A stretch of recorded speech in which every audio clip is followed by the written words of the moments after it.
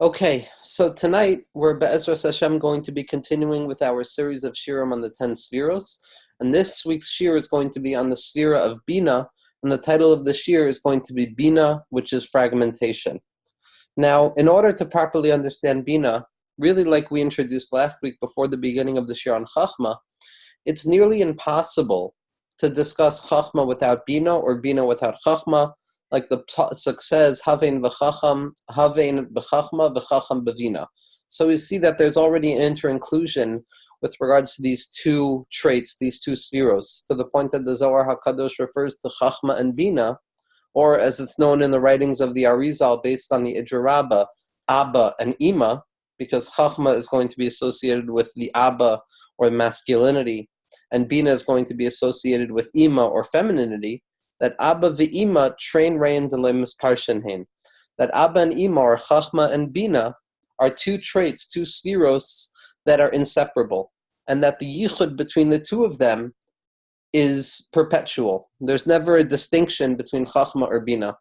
And Lu Yitzur, even if a person could conjure up in their minds the possibility of the epistemological mode of Chachma operating without Bina, Chachma in its own individualized, lonesome self without Bina would lead to sheer expansiveness of an idea.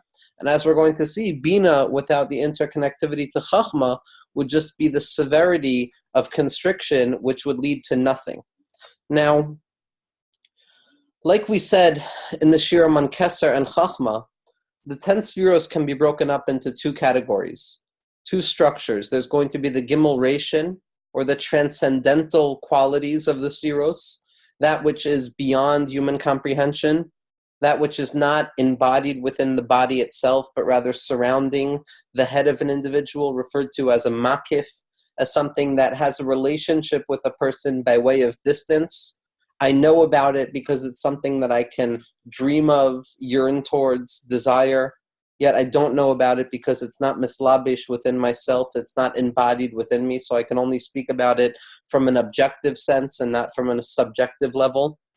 Unlike the 7 lower spheros, as we're going to start seeing next week, Chesed through Malchus are going to be embodied.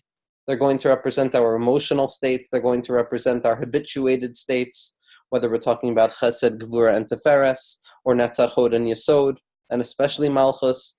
But when it comes to the Gimel Rishon, we're still talking about qualities or spheros that HaKadosh Baruch Hu utilizes in the world, and that therefore we find within ourselves that are still of a transcendent nature, which means that they're still not going to be susceptible to the limitations or the deficiencies or the stricture of what it means to be held within the body. So Gar, or the Gimel Rishon, or the 3 transcendent spheros, Keser, Chachma, and Bina, don't necessarily have the same halachic parameters. They don't need to fit in within our worldly experience because they're makif, they're above what we have a relationship with. But then the question becomes, how is there going to be an interconnectivity between the Gimel Rishon and the lower 7 spheros? If the Gimel Rishon, the first triadic structure of the spheros, represents that which is transcendent, that which is removed, that which is a lofty light that cannot be contained within vessels in any determinate form, how are those 3 transcendent factors going to interact with the 7 lower spheros, which represent constriction, fallibility? As we discussed in the Shirim on Rav Kook and the Leshem Shbo V'Chaloma, the 7 lower spheros are susceptible and influenced by the trauma of Shviras HaKelim, that each one of those spheros broke in the creation of the world, and therefore none of them exists in their ideal form. Unlike the Gimel Rishon, unlike the first triad of the Keser, Chachma, and Bina, which remains supernally above Shviras HaKelim. So we're not talking about kind and kind here. We're talking about almost 2 completely separate categories of spheros that for some reason seem to comprise a whole that's greater than the sum of their parts. But the question that we're left with when talking about the Gimel Rishon, or the transcendent qualities of the first 3 spheros in relationship to the lower 7 and their imminent factor, the question we're left with is, how do we bridge the two? How can there be a bridge? How can there be something that connects between the infinite and the finite, between transcendence and immanence, between light and darkness? or better stated, between light that is unrelated to the confines and the limiting factors of this world, and the 7 lower lights which are subsequently affected by the material reality of this world. And the answer that we're going to come upon is really going to be the Sefirah of Binah. Now, Binah, in relationship to Chachma, operates as follows. Like we said last week, Chachma is an initial burst of enthusiasm. It's the first postulate that emerges into our mind in a thunderbolt type of form, where I see the entire image. Yet because I see the entire image, I see the entirety of the forest, I am incapable of understanding that that full picture, that full vision is comprised of many particular and distinct points. That at the level of Chachma, my mind is operating on such a lofty place. It emerges from nothingness, like we said, V'chachma me'ayin timsa. That which comes from the Ratzon and the Ta'anug of Keser only allows me to see things in their expansiveness. Now, Chachma, like we said earlier, is masculine in the sense that it provides the base material, the minimal form, that Yud Ketana, that tiny infinitesimal point that contains the all within it, that sees the entirety of the picture through vision, through Re'iyah, yet is incapable of descending into the pratim, because when a person is dealing with Chachma, all there is a klal. It's still connected the world of Atzilus. It's still connected a supernal place of unity where everything is contained with everything. And there's no distinction between one thing or another. And that's why we said that Chachma is like a goylam, that Chachma is like inanimate matter that stands at the ready to be formed in any type of formation.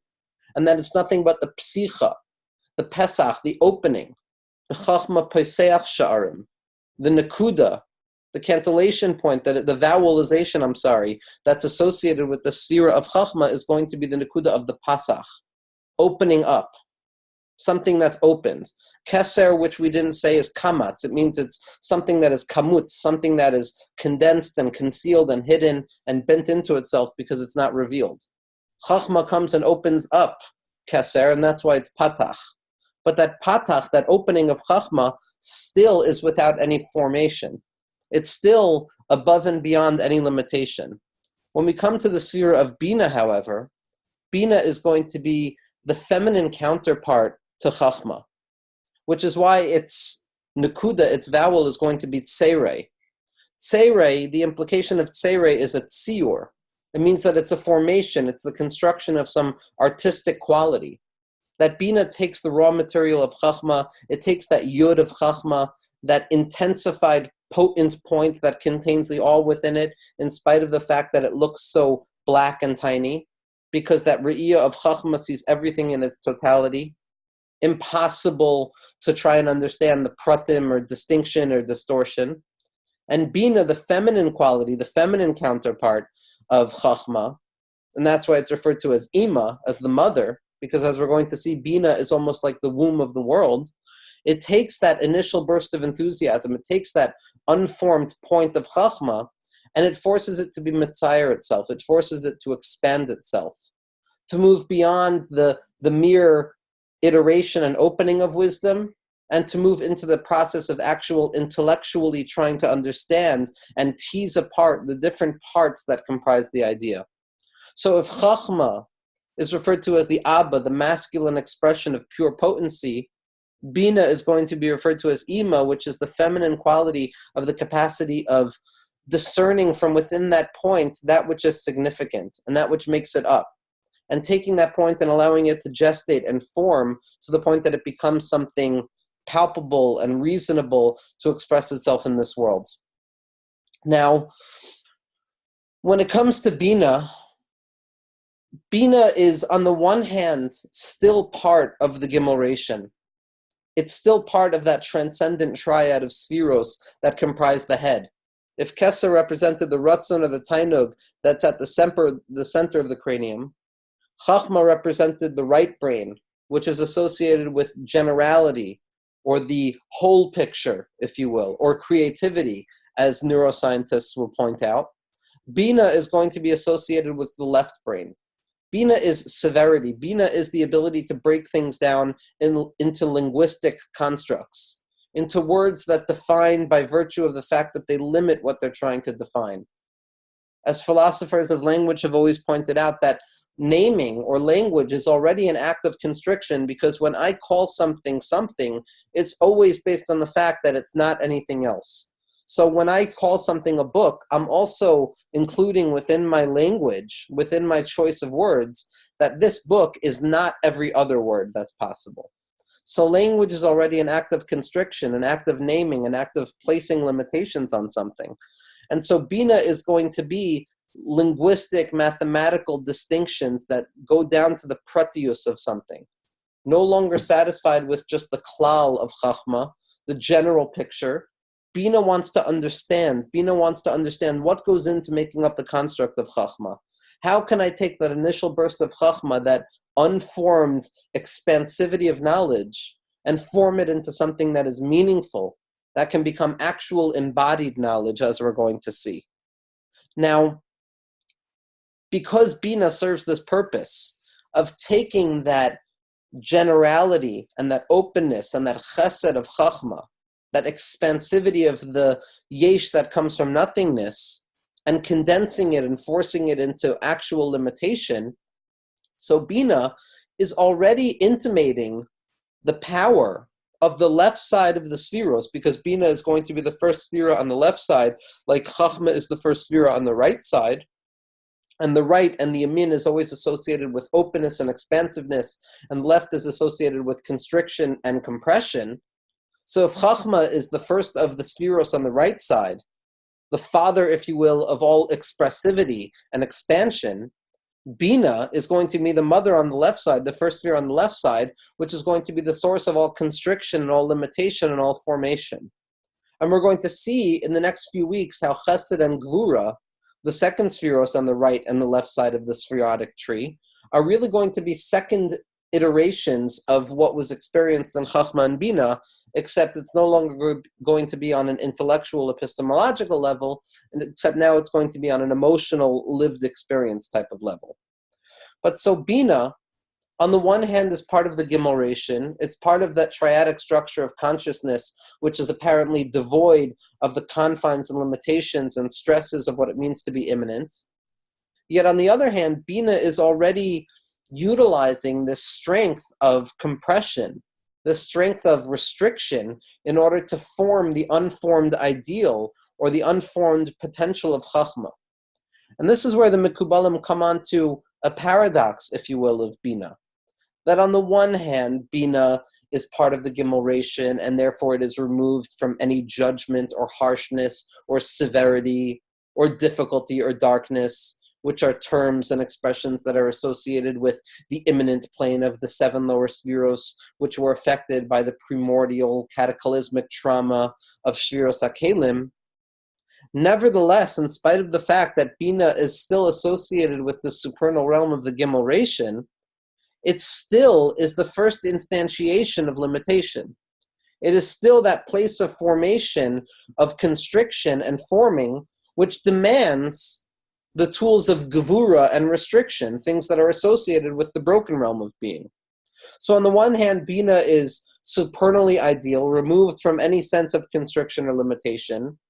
Yet on the other hand, Binah has the capacity to form and limit and create.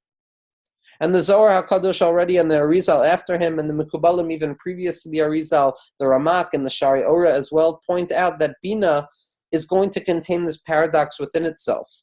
On the one hand, it's pure chesed and pure grace because it's associated with transcendence. And on the other hand, it's going to be the root source of severity and restriction and limitation, which will emerge in a broken and fallen form later on within the Sefirot order, when we come to the seven lower Sefirot. So this is what the Zohar HaKadosh means when it says that Binah dinin misarin minei, that Binah is the birthplace of dinim. Dinim and judgment and constrictions, these are synonymous with every word that we can use to describe the human condition in its severity. That gvuros mean anxiety, that gvuros mean restriction, that gvuros mean coming to a limit in a person's life. Gvuros represent yisurin, suffering. Gvuros represent not having enough, of privation. And this is rooted in the space of Binah. Because on the one hand, Binah is going to be Rachamim Rabim, it's going to be great compassion and expression by dint of the fact that it's in its transcendent space. Yet on the other hand, it's going to give birth to the Dinim. It's going to be the origin, that place where Dinim come from, so that as they descend in the Seder of Hishtalshalus, and the great chain of being, which is the progression of the 10 Sfiros, we're going to see that what manifests as the dregs later on of suffering and brokenness that we experience in this worldliness is going to find its roots in Binah. So that on the one hand, Binah is Kadosh HaKadoshim, yet on the other hand, Binah is Dinin Misabrin Minei, that Dinim and judgments and severity are born from within the womb of Binah. And for this reason, the shame, the name of HaKadosh Baruch Hu, the locution that we utilize to describe HaKadosh Baruch Hu, as expressed in the Shari Ora and the different Sfarim that talk about the Sfiros individually prior to the Arizal, that when you look at the name associated with Binah, we come upon the same exact paradox. The name associated with Binah is going to be the Tetragrammaton, the Shem Havaya, Yud Kei Vav Kei. Yud Kei Vav Kei, as it's known, is associated with Rachamim, with Chesed. Anytime a person encounters the Shem Yud Kei Vav Kei, the Shem HaMafurish, the Shem HaEtzem, the essential name of HaKadosh Baruch Hu, which can't be expressed in its actual verbalization, but only by way of misreading, as we know, that it's read in a way that is other than it's written, at least in this deferred time of exile. And so Binah is associated with Rachamim Rabim of Shem Havaya, yet the Nekudos, the vowelization of the word Havaya, is going to be the Nekudos of the word Eloikim. Now the Shem Eloikim, the name Eloikim as applied to HaKadosh Baruch Hu, is almost the polar opposite of the Shem Havaya. That if Havaya represents loving kindness and chesed and expression and unlimitedness and idealism, then the Shem Eloikim is going to represent Gvura and Din and realistic reality and separation and Elokim Acherim and the ability for there to be something separate and apart from the ideal unity of HaKadosh Baruch Hu. So we see that the name associated with the sphere of Binah is on the one hand written as if it's applicable to the Gimel Ration, it's Shem Havaya, it's transcendent. Yet on the other hand, the vowelization, the way that we engage it, the way that we read it, the way that we verbalize it and hear it, is going to be associated with the Nekudos of Eloikim, which is associated with separation. Because just like we said, Binah on the one hand is purified in all modes of purity, and it's the source of Tahara, and it's the source of Cheres, as we're going to see, the source of existential freedom that gives the individual the ability to transcend this worldliness and all of its manifold forms of pain, discomfort, suffering, joy, and anything that we associate. On the other hand, it's the source of all of that suffering. And that is specifically what Binah's job is to do. Because Binah is going to be the mother, it's going to be the womb that gives birth to the 7 lower spheros. That in its feminine quality, so to speak, that not devoid of any masculinity, when we speak about gender balances with regards to the spheros, it's very important to understand that every sphera contains both a masculine aspect and a feminine aspect. In Chachma, the masculine aspect is more emphasized than the feminine aspect. And in Binah, the feminine aspect is more emphasized than the masculine aspect. But it's never one or the other. It's always both and. That's a klal gadol in all of Kabbalah. That we don't speak exclusively of a zachar or a nekeva in their isolation, but rather it's always both of them. And the question is, which takes precedence? And it gives birth to a lot of open, free interpretations of gender theory and different approaches. Now, Binah is going to be the mother of the children. It's going to be the source of the lower 7 spheros. The lower 7 spheros are associated with this world, with the 7 days of Bereshis, with Shiras HaKelim, with the shattering of the 7 vessels. The place those spheros emerge from are the womb of Binah. Now the womb, as psychologists and Mekubalim both will agree, is that place that anybody who finds themselves stuck within the confines of limitation, somebody who finds himself stuck within the confines of this worldly limitation in all of its vicissitudes, for good and for bad, for difficulty and for positivity, there's an unending desire, an unconscious desire to revert back to the uterine realm, to revert back to that womb-like place where there was nothing that a person needed to worry about, where there was nothing that was not provided for the individual, where the entirety of the Torah, as Chazal tell us, were taught to us without any yegiyah, without any difficulty.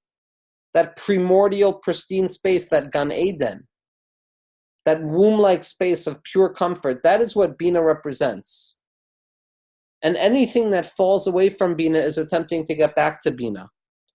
But Binah is not only the place that we try and return back to, it's also the place where we come from. So that Binah is both the end of the Gimel Rishon, the end, the lowest aspect of that transcendent space, and it's also going to be the highest aspect of limitation. And therefore we come upon this paradox of Binah on the one hand being pure rachamim and openness, on the other hand being the root and the source of all constriction that emerges afterwards. And this is where we come upon one of the most fundamental sugyos when it comes to Binah, in that Binah is the birthplace of Gevura. Ani Binah li Gevura, like the pasuk says. I am Binah and Gevura belongs to me. Because Binah, as we said, is the beginning of the left side, the beginning of constriction, yet prior to its fallen stature. And so it represents Gevura in its pristine form. It represents the left hand, so to speak, of HaKadosh Baruch Hu that is there to apply limit to things so that there can be discussion and communication prior to the negative symptoms of what limitation implies. A purified form of difference, not a difference that says one thing is better than the other and therefore there's going to be a battle between left and right or up and down, but rather difference in its idealized form that says that even within the realm of unity there's the possibility of duplicity, of multiplicity that doesn't speak against unity but emphasizes unity. That by the space of Binah, in its purity, there's a sense that this limitation, this constriction, prior to its pollution and descent into the dregs of reality, can actually adorn unity. Because by Chachma, when it's unified in its totality, that's one thing. It's not such a chiddush to say that HaKadosh Baruch Hu could find himself in the space of Chachma, in the space of Atzilus, in the space of infinite oneness. But when HaKadosh Baruch Hu reveals himself in the space of Binah, that's a whole entire other thing, because now Hashem is also showing that he's capable of manifesting within difference itself, within the potential of difference. And what that does is it teaches us an adornment of unity, because not only can unity express itself in the space of pure positivity and pure unity, but unity can now express itself even within the realm of the possibility of differentiation. And like Rav Hutner tells us that if there's somebody who has loved me my entire life and there's somebody who has been the enemy of me my entire life, when the person who's loved me all my life affirms their love, it's not just a chiddush. It's nice, it's appreciated, but there's no novelty in it. There's nothing exciting about it. There's nothing that says, wow, even here, because it's expected. But when the enemy, the person who has been pushing against me my entire life, finally admits and comes and says that they have compassion, that they want a relationship, that's an additional level of unity. It's a deeper level of love that emerges from within period, from within separation, showing that even separation is not separation because it's just another iteration of unity.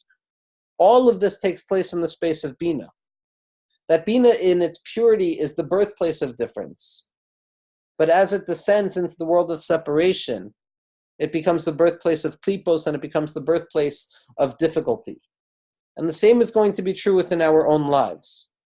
That when looking at Binah, from the human perspective, Binah is the ability to discern and to understand first postulates. It's my ability to look at an idea that seems clear, to look at that initial burst of vision of the mind that sees the entire picture. And now, instead of just going along with the clarity of the entire picture, Binah says, let me break this up. Let me find the pratim that comprise this klal. Let me find the particulars that emerge to create this universal postulate. Because even though there's an act of breaking and a severing of that general quality of unity associated with Chachma, Nevertheless, if I can properly descend and penetrate into the different pratim, and I can understand what makes up the klal, I can now understand all of the different working parts that comprise the entity that I'm looking at, I will emerge with a deeper understanding of the klal. That there's a klal, there's a general concept that's disclosed, and because I only see it in its general unity, I am devoid and lacking in understanding how it's made. I see the forest, but I miss the trees. Then there is a descent into Binah, into separation, into Ani Binah Li Gevura, into that realm of severity that breaks an idea up and says, chew on all of these individual parts and look at all the pratim that comprise it. But when I can do that properly, and when I can do that healthily, I emerge with a greater understanding of the klal that I started off with. I can now understand all of the different pratim, all of the different individual trees that make up that forest. And now, instead of having no true understanding of how the forest operates, I'm capable of, on the one hand, understanding the unity of the forest, yet on the same point also understanding all the pratim, all the differentiated parts that make up the forest, so that I now have a fuller picture of what's going on. Now, Binah, as it's experienced within the human being, is also going to take on the parameters of this paradoxical play between, on the one hand, transcendent and ideal, yet on the other hand, fallen and severe and real. Because like we said, it's the interface. Binah is going to be that interface between the Gimel Rishon and the Zayin Tachtonim, the first 3 Sefirot and the 7 lower Sefirot. Because it's the womb where everything comes from. Now, Binah, for this reason, is going to be associated with a number of things. Eim habanim samecha. The pasuk says in Tehillim, Eim habanim samecha, the mother of the children is joyous. That if Chachma was associated with bittul, like we saw last week, with pure ego nullification, not being aware of myself, only being aware of the generalities and ideal unities of the world, Binah is already the birthplace of subjectivity. It's where I begin to emerge with a sense of being something separate than God. Chachma was yesh me'ayin. It was something from nothing. The root of nothingness from which Chachma emerged is clear. Keser is clear there. Binah is already yesh miyesh. It's something from something. Binah, it's no longer clear or even possible to jump right back to the source of nothingness. Because I only see Chachma when I'm looking from the perspective of Binah. I don't see the Keser that stands 2 levels above. And therefore, instead of returning back to this primordial unity of no differentiation, Binah is forced to deal with the origins and the beginning and the burgeoning of self-consciousness. And that's why it's going to be Eim Habanim Smecha. Because like we said, Binah represents this womb-like state, this pristine state, prior to the individuation of the individual. As I exist within that womb-like potency of knowing the entirety of the Torah from the Malach that teaches me in the womb of my mother, prior to differentiation. So it's Eim Habanim Smecha, it's still a space of happiness. It's a space of joy and serenity and calmness of mind. Yet what descends from it, as it emerges into the world of actuality, as we're going to see next week, there's already the birthplace of the opposite of Simcha, of Tsar, of Pirud, of Nigud, of separation and opposition, and all sorts of Hester. Because Binah, again, is going to be the birthplace of Gevura. So Binah is this place where we're reminded that even though all of the fallen emotions come from Binah, in its root, it's Eim Habanim Smecha. It gives us the ability to truly believe within ourselves that in spite of the fact that I live within a world of separation, in spite of the fact that I live in a world of differentiation with 7 different iterations of Chesed, Gvura, Tiferes, Netzach, Hod, Yesod, and Malchus, which appear to be the roots of all machlokes and the roots of all suffering and differentiation and disparity, nevertheless, if I'm able to conjure up in my mind my true origin of Ima Ilah, of the supernal mother, of Binah b'taharasa, of Binah in its purity, what I come to recognize is Eim Habanim Smecha, that Binah is the world of Simcha, Happiness is only born, is only possible when the opposite is a possibility. Happiness is not shaykh in the world of Chachma because the concept of sadness, of atzvus, of difference and differentiation is an impossibility. Chachma is bittul, Chachma is menucha gemura. It's pure calmness of spirit, serenity that has no dealings with the opposite of itself. Binah already is being metapel, it's fighting with these two opposites in itself. And because there's a confrontation with the eventual possibility of sadness and darkness, it also gives birth to the possibility of true simcha, of joy, which comes from an overcoming of darkness, daika, specifically, like Rabbi Nachman would say. In the space of chacham, in the space of ayin, there's no shaykhus, there's no relationship with negativity, and therefore there's nothing that's going to make me happy because the opposite is not a possibility. And happiness without the possibility of sadness is not true happiness because there's nothing that's propelling it. Binah, on the other hand, allows for simcha. It's ema banim smecha because there's already a misnaged there. There's already something that I have to overcome. The roots of gevuro find themselves there, beginning to burgeon in their potency. And it's specifically there that simcha and gladness emerge because joy is only born out of the overcoming of darkness. Schoik, or laughter, is only born when I'm able to overcome the opposite of itself.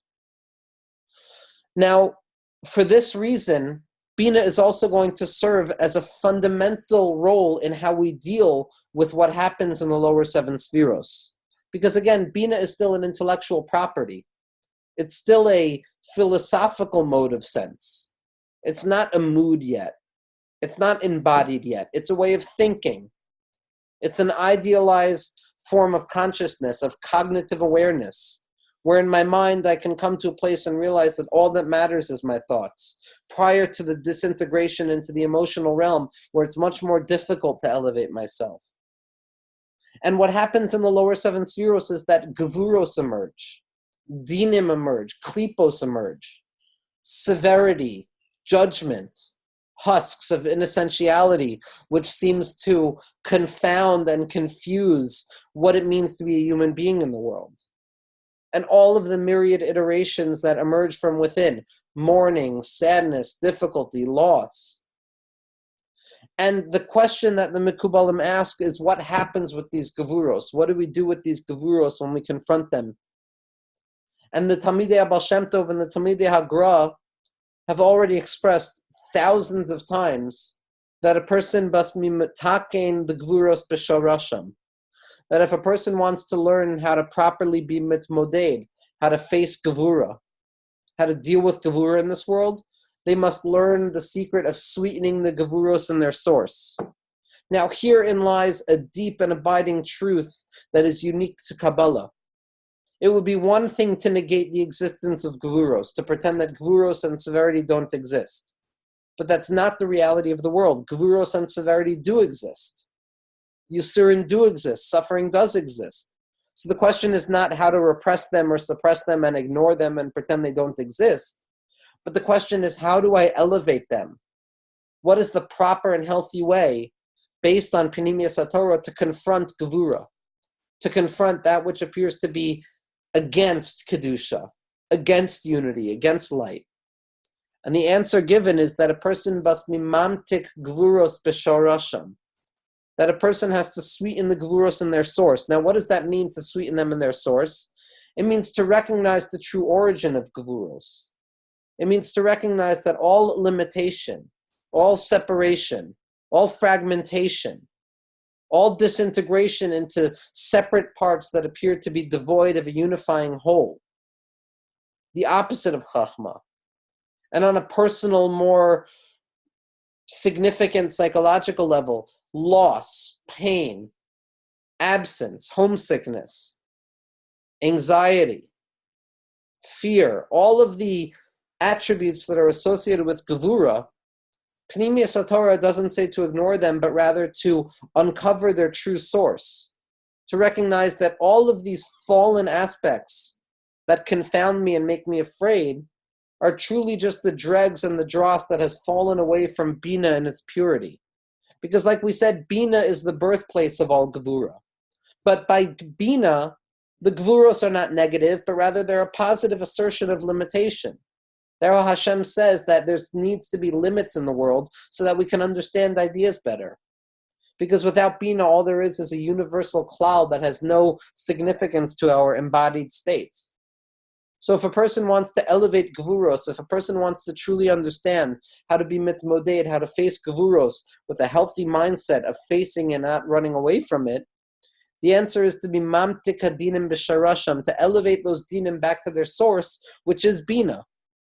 That when Svarim HaKadoshim, when the Talmidei Abal Shem Tov, or the Talmidim of the Grav, the Talmidim of the Arizal, or the Baal HaSulam, or the Rashash, or the Ramchal, or all the different iterations of Kabbalah speak of sweetening judgments in their source, it means recognizing that they come from Binah, that all separation and all suffering is simply a secondary or less than secondary further iterations of supernal limitation in its purified form. And the answer here is not to get rid of Gevuros. That's very important. It's sweetening Gevuros. Panemius HaTorah is not offering us some fantastical exit away from all Gevura. Gevura is a fact of life. Brokenness is a fact of life. What the Torah is trying to tell us is how can we learn to live with it? How can I learn to deal with it in a healthier way than being overwhelmed by it? The suffering will still be there. The pain will still be there. That's a given. Yisurin are a given according to Chazal. The only question is, what is the determining factor in Yisurin? Is it Ahava or is it Yira? Is it Ahava or is it Sinna? Is it darkness or is it light? And when we talk about sweetening Gevuros and their source, we're not talking about negating their sting, because their sting is what makes life palpable. Their sting is what makes life beautiful. Their sting is the opposition and that antithesis that gives birth to a further iteration of goodness. And will eventually, like we saw in the Shirim of the Leshem, be the vehicle that drives all of history. That these Gevuros themselves offer the greatest possible option of what it means to be a human being in this world, because that's where we find true experience. That's where we find the pathos of our lives, the stuff that feels powerful and that's burgeoning within us of manifestation and potentiation, as we're going to see. The question is not how do I get rid or be mevatel Gvuros, but the question is how do I sweeten them? How do I take that which tastes bitter? How do I take that which is absent in my life and force it to admit to positivity? And that's where Binah comes in. Binah is the source in my mind where I'm able to look at all separation and say, it comes from a holy place. That when I'm mitmoded, when I face suffering in the world, I'm capable of hearing within the depths of my soul its true source. And I use the word hearing when it comes to Binah very specifically, because like we said by Chachma, that Chachma is associated with Re'iyah, with vision, with the ocular-centric view of knowledge, which sees enlightenment in the mind's eye in its totality, devoid of any separation or distortion. Binah is going to be associated with the chush of shmiya, of hearing, of audio logic, which is why Chazal tell us that trei kali lo mishtai, that two voices cannot be heard at once, that I cannot be yotze two mitzvos at once if I hear from two different sources. By Re'iyah, I see everything in its totality, because there's no distinction, there's no distortion by the Re'iyah of Chachma, in that unified whole. It's only by Binah where I'm forced to choose one over the other. Where Achas Diber Aloikim Shtayim Zu Shamati, that by the chush of Binah, of hearing, I'm already entering into the realm of duplicity and separateness. And the Leshem Shabbai Bachaloima has an incredibly beautiful language of what it means to engage with this chush hashmiya of Binah. It doesn't mean just the audio that we hear. But the Leshem says as follows. He says, Hinehu ikr koyach hashmiya daha'uznayim, that Binah is the true source of hearing within the ears. Amnan hu rak koyach hashmiya hapnimi. It's not the sensual experience of hearing that takes place in the world of the senses, but rather it's the idealized form, the unconscious form of internalized hearing. V'ukala deloy ishtama. And it's a voice that cannot be heard. It's audio, but yet at the same moment it's silent. It's a sound of silence. Sha'amru Bazar HaKadosh Vayigash Daf Reish Yod Amud Aleph, that on page 210 Amud Aleph in the first chiluk of the Zohar, it says about Binah, Shehu Kala Ilah, that it's the supernal sound. The Choil Kalin Nafkin Miteman. And all voice and all audio sense comes from there. Kol Gadol V'lo Yasaf. The great voice of Matan Torah that doesn't stutter, that doesn't diminuate. Kala Pnima, the internalized voice. Shehu Kol Pnimi Shebeguf. It's the internalized voice that abounds within the body itself. Asher hu eno nishma rak im soisem es ha'oizen.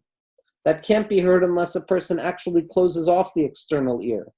As nishma kol hoylech b'li hefsek b'pnimius haguf. At that point, a person will have access to the incessant voice of potency of Binah that exists within the self. Ve'eno noyach afilu raga echad. And it doesn't rest for even a moment. Kamo shekasav b'tikkun hazar chadash, says the Leshem. Dahu kala nafik me saifa aylam ad saifa alma.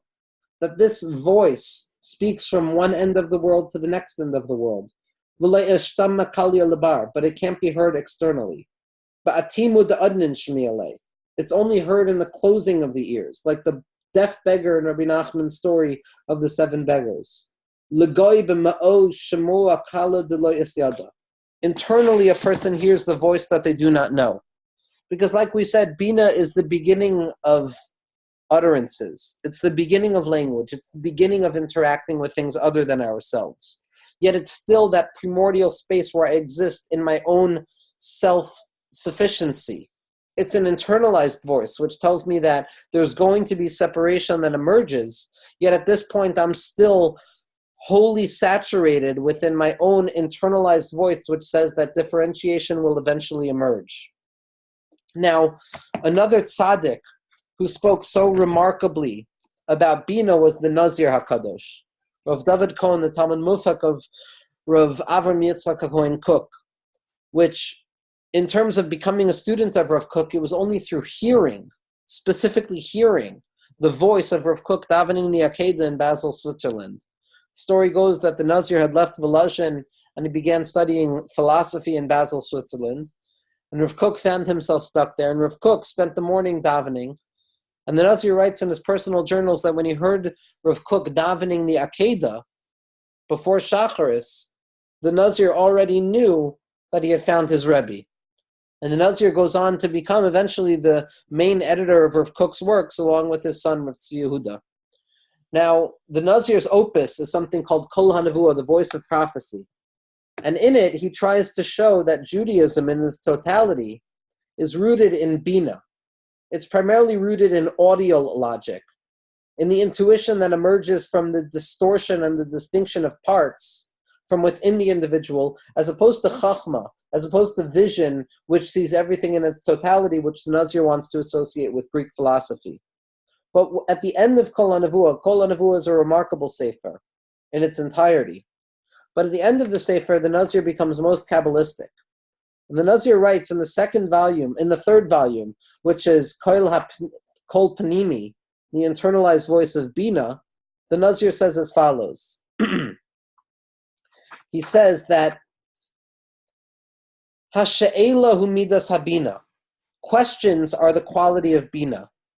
Hashe'ela o hatzmiya, the questioning of things, the ability to question. Once I descend away from that general quality of unity of Chachma, I now begin to find distortion and distinction, the birthplace of Gevuros, the birthplace of limitation. It's the question of where is the separation coming from that's kashura l'chol hapnimi, that's connected to the internal voice. That's the midah of Binah. The questions of if or from where. Chazal tell us in Tikkun Zohar that me, the word that stands for who, is going to be representative of the idea of Binah. Binah is the first place where I begin asking questions. It's the first place of the emergence of kushyas, of difficulties, because by Chachma there's no kushya, there's no question by Chachma. Everything is unified. Everything is whole and perfect. I can see everything at once. By Binah already, there's distortion and there's distinction, and one thing seems to be in opposition of the other, and that's the birthplace of questions. And Chazal tell us that me, of who, that's the first question I can ask. Not what. Chachma is the koyach ma. Chachma is that power of what? Binah is already the question of me. What is this? And we're going to see that me is the numerical value of 50, which are going to be the nun shari Binah, the 50 gates of Binah. And the Nazir continues and he says, Habina tries to deal with, according to Svara, according to human logic, understanding who created things. Where does this come from? Is this appropriate? Is this possible? Is this necessary? Is it even a possibility? Is it needed? Is it fundamental? It gives birth to the truth of the world that emerges later on. Ki aim labina tikra, because we call Bina the mother. Aim hainu Bina, ha'im, ha'aim. Something, the question of if something is true, is the same word as the mother. Habina hayotzes me pnimius ha'amakim. Bina, understanding which emerges from the depths, from the interior of the depths. Shebemachshava, within the mind. Hi haskalas davar shetipol bol hasheila. It's havanas hadavar mitoch davar. It's intuitively understanding how one thing comes from something else. It's the source of questioning. Afal pi shelo tavo teshuva. Even though we're not at the point where we're going to have an answer. Habina asra dekaima l'shaila. It's the space that's associated with shaila, with questions, but she'elda ilah, but the lofty question. It's a place where questions emerge, but questions don't bother us yet. It's the fact that there's going to be opposition within the world. There's going to be difference in the world. Bina is also referred to by the Sfarim HaKadoshim as Elokim Chayim, as the living God. And we have a klal of Elu ve'elu divrei Elokim Chayim, that these and those are the words of the living God. That at the space of Bina, even though there needs to be a distinction and a separation between right and wrong, left and right, good and bad, Beis Shammai and Beis Hillel, like the Vilna Gaon points out, Chova and Mutter, even though in the world of action, as we're going to see in the 7 Yimei HaBinyan, there's a distinction between these two oppositional traits, in the space of Bina, it's Elu ve'elu divrei Elokim Chayim, that these and those are the word of the living Lord. That both of the ideas, in spite of their paradoxical and contradictory notion, are both true because Bina still comes from a place of supernal clarity, prior to the disintegration into separateness. And duplicity and multiplicity are the space of Gevuros, and our job is to elevate them back to that place of Elokim Chayim, to show that Elokim, the source of Gevuros, is alive. It comes from a living God. It comes from a God who's interested in only Kedusha. Now, because Bina becomes this birthplace of separateness, it also becomes this unique epistemological mode of not being satisfied with the first glance of things. We said in our shirim on addiction that when it comes to the neshama of Yitzchak, the paradigm of Gevura, often associated in the Zohar HaKadosh and Sifrei Ishbitz and Radzin with Bina itself, is Yitzchak Avinu. And Yitzchak is which this schoik, this laughter, this redemptive laughter, which comes about after darkness. Because Bina, in spite of being the birthplace of separation, is going to show itself to be the world of tshuva, to be the world of return, to give access to those who fall away from Kedusha the ability to elevate back to a place even higher than Chachma. That Bina has the ability to elevate a person to tshuva, to yovel, to cherus, to freedom, to taking all of the pekelach, all of the baggage, and showing how that's also part and parcel of Kedusha. So Bina already gives room for mistakes. Bina is already the ability to fall away from Kedusha, because it's the birthplace of Gevuros. And the Sod Yesharim in his Sefer on Tchilas writes as follows, and this is something that we've brought up in previous Yirim, a remarkable source to this in Chazal itself. The Sod Yesharim says as follows, Ve'ima romes lamakom Bina b'shayrasha. The mother is representative of Bina in its source, in its purified source. Ve'inyan midas habina, and the concept of Bina is lahavin davar mitoch davar, to understand something from within something else, no longer satisfied with the general postulates which hold everything in their perfection, but rather the need to discern difference within unity, so that unity can emerge with a deeper sense of particularization. V'zeh romes al divrei Torah she'ein adam oimed aleihem ela in kein nichshol behem. That this is the statement of Chazal and Maseches Gittin, that a person cannot understand divrei Torah unless they've made a mistake. that Binah is already the space of mistakes. Binah is already the possibility of mistakes. It's the origin of separation that is necessary for the creation of the world. And this is remarkable, and Rav Moshe Shapiro would quote this all the time as well. Kedisa b'shas Megillah. Like it says on Daf Yud Beis and Aleph in Maseches Megillah, Mida Amar Binoisi Miklal D'Ta'a. From the fact that Chazal say, I understand, the implication is that they've already made a mistake. That Binah emerges out of the mistakes. Binah is what gives birth to the possibility of taking Choshech and being Mahapichet to Or. Binah in the Zohar is referred to as Hu, as that which stands above and beyond my ability to specifically point to something. Yenem, the other person. And the Ketam Oifir, the Kamarna Rebbe's Chusik and Alenu in Maseches Megillah, and this is based on the Megillah's Esther, and this is based on the Arizal as well in Priyetz Chaim, says that V'nahapaychu, that the Hippach of Purim, the ability to transvalue things, to take darkness and turn it into light, to take pain and turn it into joy, to take sadness and to turn it into simcha, to take the gvuros and be mantik them and sweeten them, to become the shalhuvin dirachimnu, the flames of intensity that the Leshem speaks about so often, that hipuch, that ability of yeshin yanshi yitapei chakol, of tshuva, of cherus, of freedom, of yovel, that's all rooted in Binah, in Hu. That's the capacity of Binah, to take the darkness that emerges from it and to show that this darkness is also there, that I need to take a double take. Like Avimelech says by seeing Yitzchak being blessed. Yitzchak is the paradigm of Gevura. L'chora, he shouldn't have any monetary wealth. And when Avimelech and his Sartzaval look at him, the Pasuk says, Ra'ei Ra'inu, we have seen, and it's a double language of seeing. And Rav Simcha Bunim of Pshischa and the Sod Yesharim brings this down, and the Beis Yosef and Magid Me'Yesharim also brings it down, and that's the source of it. That when Avimelech saw Avram Avinu, the paradigm of Chachma and Chesed, it was simple and understandable why he saw blessing, why he saw growth, why he saw wealth and overflowing. And there's no double language of Re'iyah there, but when it comes to Yitzchak, who's the paradigm of severity and Binah, that which is apparently the opposite of growth and outgrowth. So he had to take a double take. He had to look twice. He had to look beyond first appearances and hear the inner voice of Yitzchak and understand that here too exists Kedusha. And this is why when it comes to Binah, the Mittler Rebbe, who is associated with Binah on every level, the Lubavitcher Rebbe said that the Mittler Rebbe, the Admor Hamsai, was Keneged Binah, was the Rechoiva Sanahar, was the expansivity of the rivers. When trying to define the nature of Binah as an epistemological mode of experience, he writes as follows, and this is in Shar HaYichud. Histaklos hachazaka b'amkus ha'inyan. Binah means to be mitbonein, to understand something means to penetrate deeply into the matter. La'amod alav harbe, to stand on it and to wait with the idea. Ad sheyavenos al aburav, to the point that you understand it in all of its parts.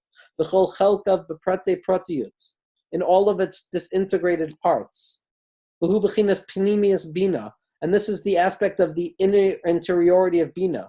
Hanukar b'lashon hagemara b'shem iyun, which is referred to in the Gemara as iyun, which according to Maseches Sukkah is a certain painful experience, because somebody is not allowed to learn iyun in the Sukkah because the mitzvah is pa'er from the Sukkah. And this is because Binah is the source of Gvuros. And the Mittler Rebbe goes on to say as follows, he says,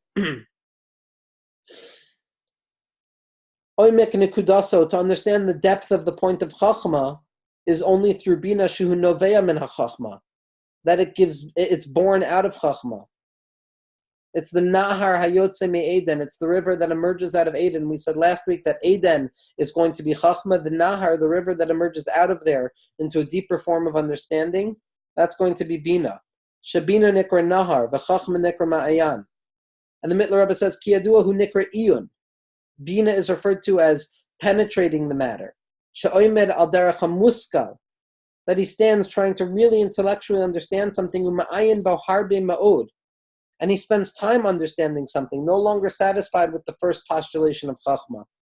Shu ha'ikuv, hipuch ha'mehirus, which is waiting, the ability to say, it's okay for me to sit on this idea and deal with the distortion in it instead of rushing to something else. Kedei lavo la'omko shel hamuskal, in order to come to the depth of the matter. K'moshu be'etzem pnimiuso, the way it exists in its interiority. And the Mittler Rebbe says this is why hisboinenus, the way we express Binah has a nun kaful, a double nun. Because when it comes to Binah, a person has to be willing to look beyond appearances, beyond the apparent disparity that emerges out of Binah, beyond the apparent mistakes that come out of Binah. A person is now capable of understanding that it's specifically here in the place of separation that I have the ability to be mamtik that separation. Specifically here in the place of the birthplace of the Gevuros, so I have the ability to elevate those Gevuros and to be mahapech them to a deeper level of unity. And Bezras Hashem, next week we're going to enter in to the sugya of chesed, to the Sheva Yemei HaBinyan. Now we're going to begin discussing the embodied modes of emotional experiences as they're rooted in the seven spheros of chesed through malchus.